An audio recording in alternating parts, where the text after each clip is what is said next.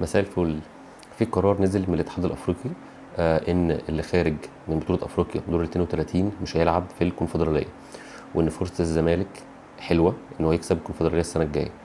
فبالعقل كده تعالوا نشوف الاحداث اللي بتحصل حوالينا دلوقتي، ونشوف احنا هنقدر ان احنا ناخد الكونفدراليه السنه الجايه ولا لا.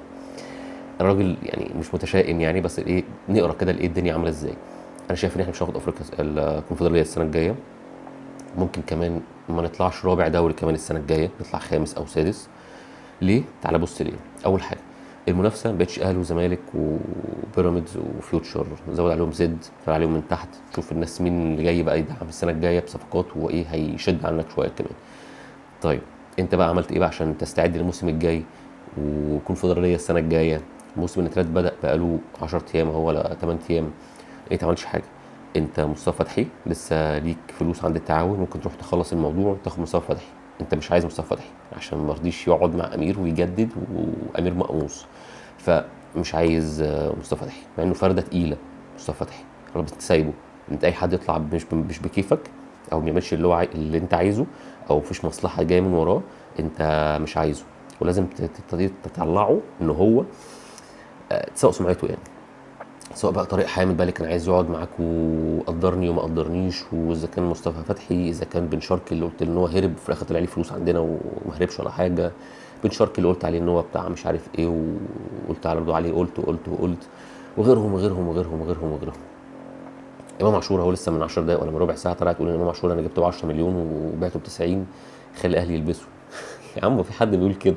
في حد عاقل يعمل كده؟ يعني امام عاشور دي يعني ده احسن لعيب في مصر، في مركزه، وفي كذا مركز بيلعب فيه، تقول تبيعه كده في دقيقتين؟ يعني الكلام مش منطقي يا جدعان. فانت شايف انت الاسلوب اللي بيدار بيه النادي عامل ازاي؟ تخيل انت هتجيب لعيبه عامله ازاي. انت عرفت تجيب لعيبه اصلا؟ يعني انت هتجيب مين اذا كان بتفرط في مصطفى فتحي، بتفرط في امام عاشور، وعايز مين؟ وانت كنت بتطلع من شويه ان فتوح كان بيشرب مخدرات هو عبد الله جمعه. طب انت فاضل لك مين في الفرقه ما فيهاش غير فردتين بس هم الموجودين، هو فتوح وزيزو. هتجيب مين تاني عليهم بقى؟ مفيش، ما بتجيبش حد خلاص. هو انت طالع بس بتشتم في اللعيبه وانا اطلع تالت دوري واقدم عشان اطلع افريقيا. افريقيا مين يعمل حاجه اللي احنا فيه ده؟ يعني صلي على النبي كده واهدى كده. وافريقيا ايه بس؟ احنا هنشيل الطين لو كان افريقيا بالمنظر ده.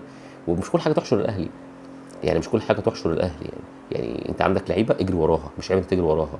الاهلي بيقعد مع اللعيبه واللي بيجددوا بيتفاوض معاهم، وانا عايز كذا، لا انت خد كذا وشيل كذا، في تفاوض بيحصل دلوقتي. الكوره بقتش اهلي وزمالك بس، خلاص بقت انديه كتير، في خليج وفي ناس كتير كده شغالين كمان. فالموضوع خلاص يعني موضوع يعني. بس وفي حاجه كده ثالثه تانية كده. في واحد كده طالع كده، ما بحبش اطلع يعني اطلع حد المسرح يعني، بس يعني في واحد كده طالع كده عامل هو زملكاوي، كان بيلعب في ناشئين الاهلي، وكل تاريخه مع الزمالك هو جاب جون في نهائي كاس مصر 2008 يعني. هو مش فاكر له حاجه تاني والله، مش فاكر اصلا ده لعب سنه ولا سنتين، مش فاكر يعني. طلع عمال يقول لك بقى في 2 لعيبه من الاهلي سوبر كلموه عشان يجوا الزمالك. مبدئيا كده يعني انت مين عشان يكلموك؟ صفتك ايه اصلا عشان يكلموك يجوا الزمالك؟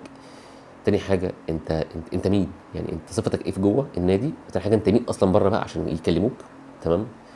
تالت حاجه، هو مين اللعيب العاقل اللي موجود في الاهلي اللي يسيب افريقيا كاس عالم انديه والفلوس والاستقرار ويجي الزمالك؟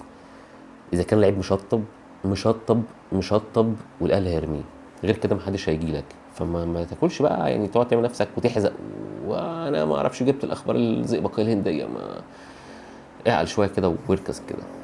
بس شكرا.